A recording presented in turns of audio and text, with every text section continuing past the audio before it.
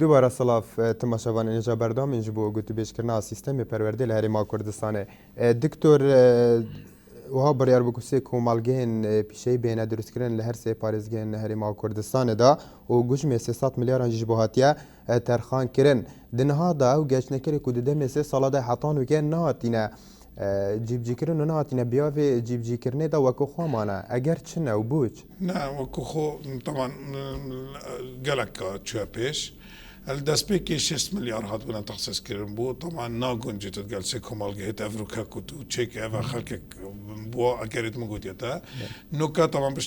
پشتی vê kabînanî em hatin me îade dirasetê kir ev me xwe seredana Almanya kir gelcî ayzêt me întîfaqa kiriye ve bû danana tesamîma tesamîmê mebdeiyê bû me hatin nûke yê bû me hatin eve û ew komalgedê 10,000 qutabiya wergirin her eksi 1000 nêzîkî 300 qutabiya li sê bajêra dihêne danan û gelek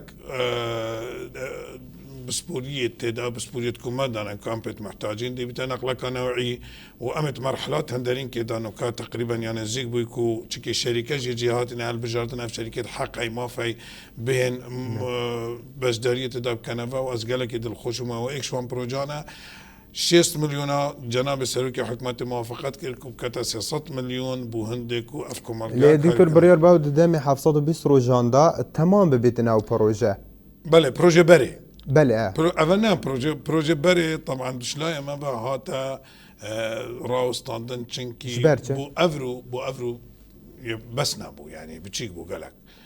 Ew ê ku tu jî dibêjî ve berî vê gaveka gojmê 6 milyona bû hat bû danan bû me bû têra komalgehekê nûka nake. Her komalgehekê nûka 100 milyon pê dibêne ve. Sera hindê ew احتمال اكش اسبابت كو مره وستاندي ما دست هودي حجمك دي الفهم ما افرو كي من دست بكي كوتيتا او تشتي بريسي صلاي باش افرو كاحتمال يباشني يعني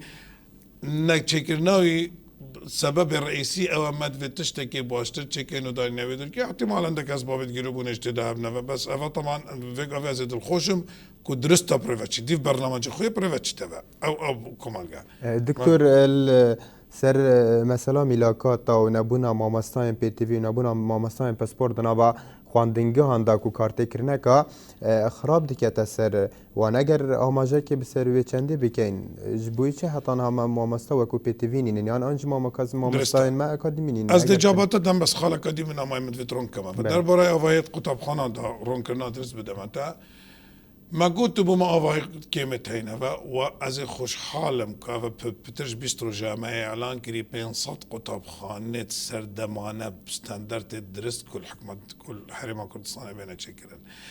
اف بين صد قطب خانة حجر هاتنا تشكرن ما 2 سال ده جوران كاريا كو اف بسيارة جناب تو خلقي كي تكتفه شبلي بنات كيفن كو ام هندك هذه نيجان كاينه و هندك هذه لكم كاينه و اف بلانا ما اگر هاتو اف بين صد قطب خانه بهنا دانان خلال 2 سال ده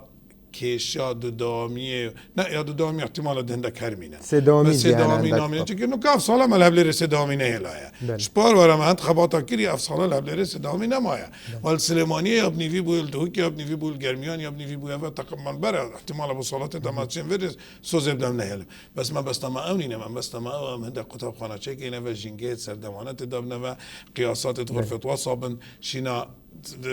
traditional learning ببیت active learning اوکو قطابی تدا سر بنمایت نکات دا اویدتر تعلیمی ورگیرت و افهمی آرشیت هیرن که خلقك جدیر و احتمالا نزانید اف مروفت شارزا و تزانه و اوه باره ما گرانتر لید کتا دکتور اگر هم سر روا بونا مامستا به طایبت اگر لگور ستاندرده که جیانی هر 15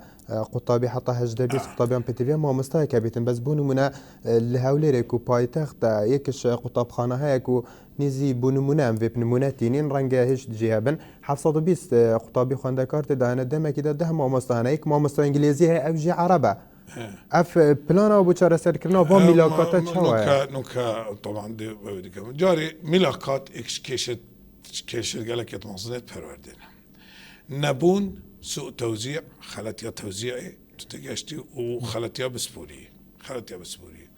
هكر تفكر في بري خب دايل هندك قطاب خانه مجمارك زيدا مصطايعي وهندك اجي مجمارك كيما هاتدا وهندك اجي منينن كنت خلطش دو باش كرنا ما مستوى زور يا غلطه فاز الفيدر كنت بيج متى ما بلانك بدو افاجي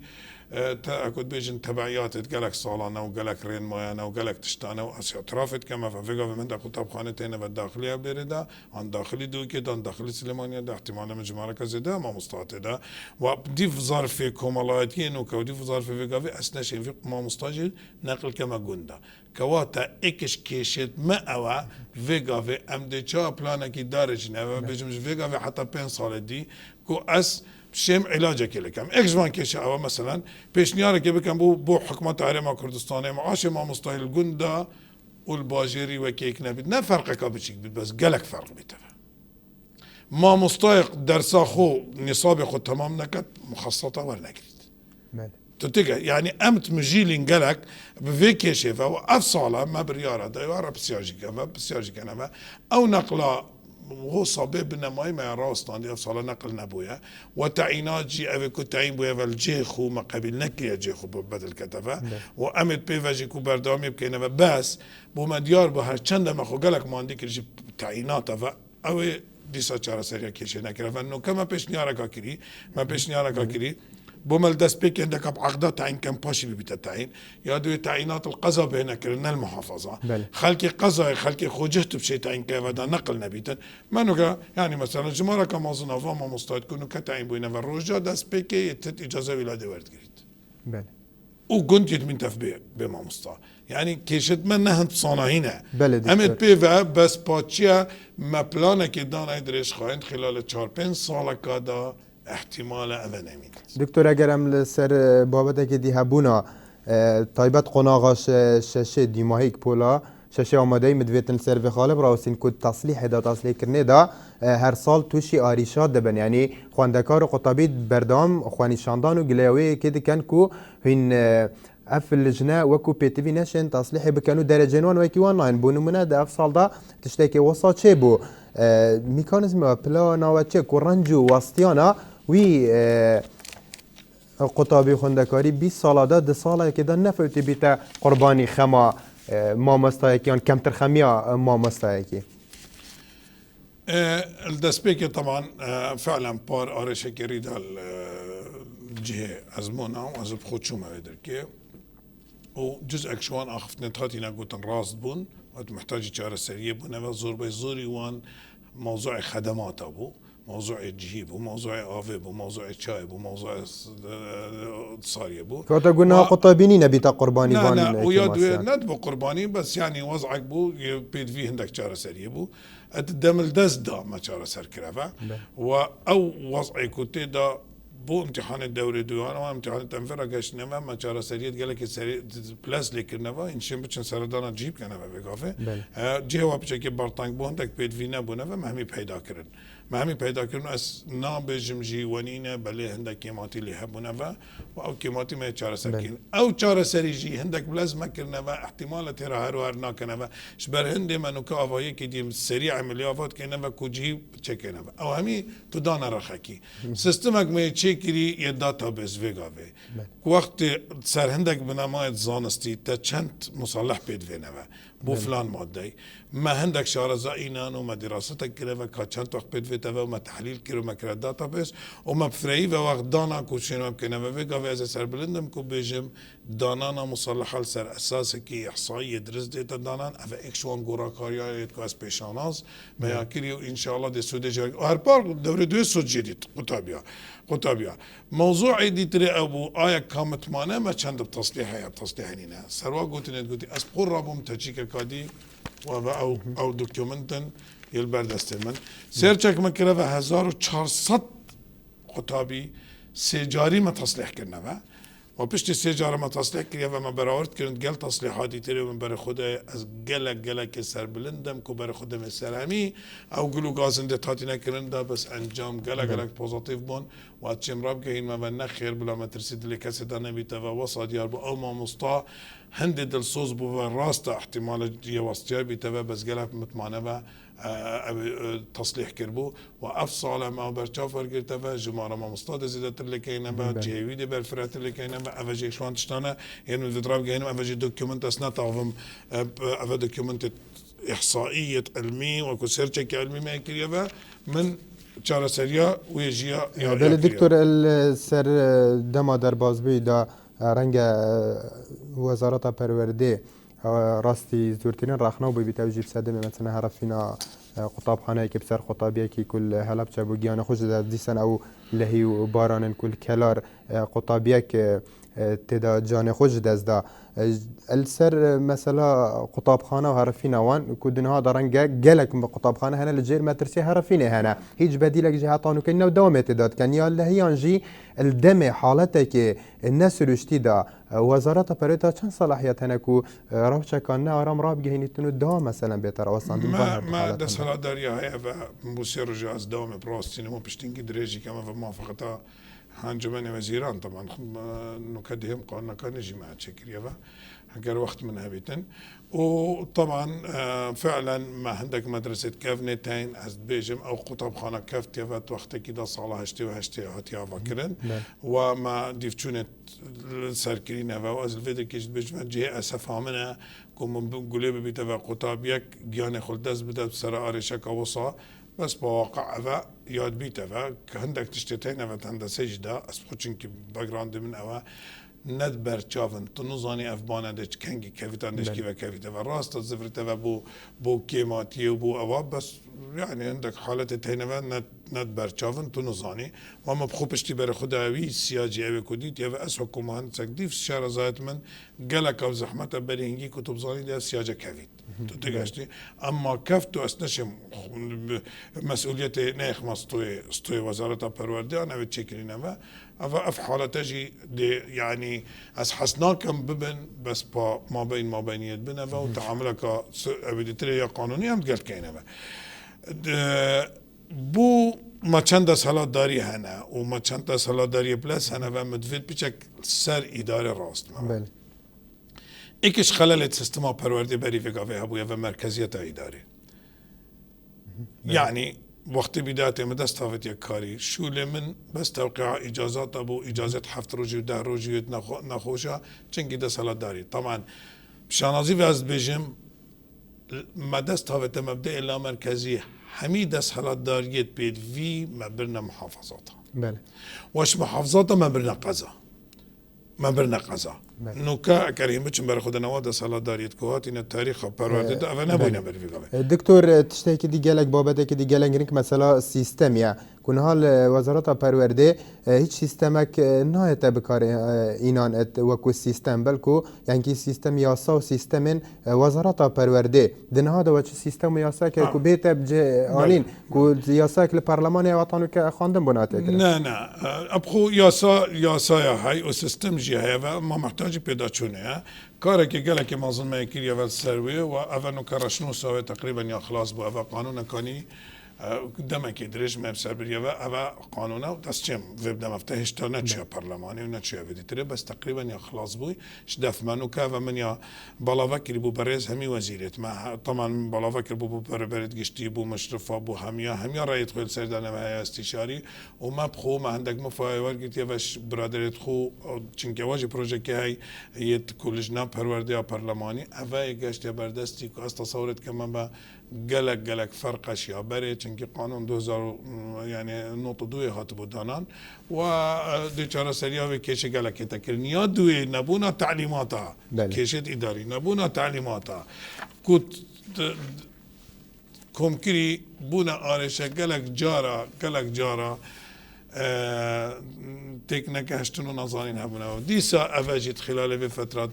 چویدا اوجید نامل كاك همي تعليمات تميت موحد يتدات امتحاني افشنيا خلاص بو افش ديت توزيع كن تبلا فكرن السلامي قطاب خانه داس كفتك قالك كمازنا تشنكي فرق جداي تنفيذ تعليمات دات تشتكي برچاف بون تشتكي برچاف فيغا فيجي مع ماسترين كيشت دانانا راتبه ده اوا چند امتين موجود ما مستعد خود درست كاين باش برد حبونا تعليمات جدايت مالي حتى فيغا فهم نشاي نظبط كاين خلقك ديت غازندا كدو ما مستوبيك في تعين بينا معاش يكي راتب يكي شيء فرقه ودي زفرنا انواع التعليمات دار كفتنا اوا سي جارج ام بيدا چونا اوا تشتكي اعلان كما حتى بله دكتور اگر هم سر قطابخانه اهلی وين حكومي دين هذا جام ساكن قطاب خان أهلي الهر باجاري كيران قال جور عندك بيرو برنامج طيبات بخوبها بن هيك يا سايك وصانا بتكو أول سر بچنديسان هبونا ميزانية ج علي حكومات واج بقطاب خان أهلي تيتدان نخير ميزانية قطابخانة أهلي يعني أهلنا بله. سينا بري اكش آرش قالك يتمازن تكو هات برسنج من كيشت قطابخانة أهلي بونفا الكردستان أنواع قطابخانة أهلي هبونفا برنامج جدا هبونفا هندرين ماي قالك يتو عندك رين ماي وزارة هبونفا احتمال قالك توضح نبون خوش حالنا قانونا وقطاب خانه ومعهدنا حكومي كان بدانا ويا خلاص به هر چند ما بخورخنا سر خاله که دو هبونه بس بلا بمينت بودي في دابو تعديل که وكو قانون يا در كفتي و وجبلي بري قانون جي در كفتي و راستا خوب اسوك وزير پرورده خلال تقريبا 13 كومبون من الجلوان كرينا واتشام آرشتوان جلا كاجي حركة فنوكا طبعا انواع تارش هبنا وآيا سعر مدرسة چند ده چهادان تبع آيا إشراف ده چهاچيت مشرفت ما احتمال عندك جارا نت ما هلبون بچن إشراف بكنا آيا شهادتوان ده چهاهنا معادلة كرين أفكش همي تقريبا منوكات حركنا دكتور عندك خطاب خانة هنا لجور عندك بزانم عندك خطاب خانة هنا كو حكومينا ولا هم بروي كيجي $600 قطابيات هنا ورجرتن بخاندنه البون من انترناشنال و سروران و هند 3-4-5 قطاب خانه كان حصانه السيستم اون حكوميات دائما كده خاندنا اهلي بيراو دي كان $600 جلي كان ورجرتن بيجي بدابو تعديل كمان طبعا او قطاب خانه نوع تايبة من ديكات دا وحكمت نشت وين نوع خندنه بوهمي خلقي پیدا کتن نشتن بوهمي خلقي پیدا کتن بوفي چند دا نوع عدالتك پیدا ببيتن دفعه سودجي ورگيتا و سودنه ورگيتا بيچك باري حكمتي او پلگريت يعني خوما مدرستين بلاش حق كسا که حقق و خبتا قطاب خانه بلاش يعني بنفد بشته اوان قطاب خانه هندك تايمد من يالي ام نشين بو خلقي هم يا پیدا کنه. لی دکتر اگر نشیم با ما پیدا کنه بنا بیت نه عدالت یک دنوا کمال گهیدا. دیتنامن وکیاتیا. دیتنامش بروی چنده ما قلت على الأقل دا بيشك عدالتي پیدا کنه و اویج تودر که بلا بيشك مشاركت سر دب كده که حکومت نلندت کرده و وكرت شهيد او كرت افان همي تعفونه طبعا في باري نادن بو اقداري اویج جزء کی باري او اكش كيشيت ما يتنو كان موجود تو دا اف قطاب خانه نمونه‌ای بون اوت مهینه و چون کم نشه قطاب خانه برف قطاب خانه الفيديمای هاتینه درست کردن شهید کم کورن شهید انفال کردن کو پارل وانای تور گرفتن به برابر نه نفیاجی ورد گرفتن نفیاجی بله نه او یا چهار سال که نفی توجه ورد گرفتن بس دكتور اولویت جدا نوع بمعلومات يعني نش بس روی هنده و وکودی تناتت بجیه و نه عدالت یکات دا بس دا پیچ که عدالت پیدا کنه و ای پارجی ورد گرفتن و کو باو بجن مادام تو فی بیاتی بو فی پیدات که و $600 جی خودان داده و $600 نکنه پاره يعني که تو بر خود که تو مقارنه که اجوره و نه بس يعني محاوله که کو پیدا کنه نوع که عدالت تدا و هر چند از خود قال هنده ما ام هندی بشین یک ثانیه پیدا کن بودلی و چکی دستور مد بجیتن و قانون مد بجیته و لازم فرصت هندی ایک بو همی خلقی پیدا کن افا ایک شوانه بس باف مدرسه موجود از بجیم ما 7 مدرسه توصایتینه و حتی 7 کتابخانه توصایتینه و سرانسری کردستانه دکتور بابت اگه کو گلک تدا بحث کردن دستوردانن حزبیت نوا قطابخانه دا به تایبش هلانن رگ خراون تایبت قطابیه وکو به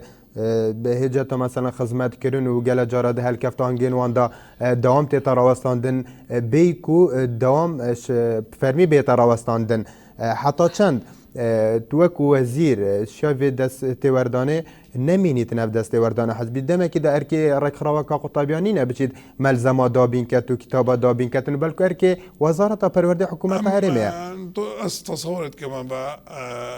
اف صحبته لا يكلاكي باتهام كتبه وإك بحثية دي كتبه لدن هذا دنا بقطاب خانه ده ما في حجم من شهر بينكر يا بري از بما بدل كيجي خبرك جاشتمكو على اساس انك دستي وردان تاتينك المنطقه كمعين من تاكيد كده فيش اساسك بونينه دكتور هربون من ياد ده مزراندنا خويندكاران وقطابيان كدو اهل كابتن جدانه دوام تتراوستان دبل جدا دوام ناتراوست دي مثلا رجيرانا آهنگه که آهنگه که وجا خود دابتا بشم کنترل اما بله. سر قطابيال سر بنمايد ميد پرورديت نوكا والمناكة تنكم خلقي بخورتي بكينات صفادة بله تقول منها من نظامك هاي هكر هاتو طلبة نشطة صفيفة دي غايبك تتكاش دي غايبك ما نبس تبوچی بحثیویت که تبوچی نابجی بری جشنه بسر روزا خسر چه حزبافانین ان قطاب خانه اصلا قطابی دام ناکنه و یعنی دام ناکنه از غایب جد کم از غایب جد کم هو دامش ناکن تو اوه ام حست کن ام حست کن وقتی ام تاغفینه و ام رازد کو بین اجراءات و چنه دکتر بو اجراءات ما حد که هيا و طلبه وقت قطابی وقت کو جدر باز بید فصل بید ناگیتوی حدی ناگیتوی حدی استقباله بله افکش حقوقت خودت هم تو پیشلان ما في قطابی نده سالات داریم من یادوی ام رشراحه کی و تندو تیجی دیجی قطابی من عد کش راحه کی دیو بیم اما اگدی افریقایی بینی تو یادی دی بین تو از تصورت که مبالغات في اختنه لا طبعا اسنامش متنینه قطابي وقت الفيت هانجي بقري تفان مناسبة در كيف تفان تصاني جحلنا في دترنا يعني أمامي وقتها مسارات كينا ببريكت برورديد بجنة نكن ونكن إلى آخره بس الناقة يتحدى الصدام قال أفيد تراب كينا فا ونكتو بيجي أم بشتفانيا لا أكيد كان لا أكيد تقرينا فالنخية تربوتشن رين ما درنا كنت روجي بين فادان ده مثلا أفاهن جبهين أم دردي خينا وانا كان يعني تتقاشت أفريقيا عيدة تاتو شيء نكا ججنة آيني تشي بدل كي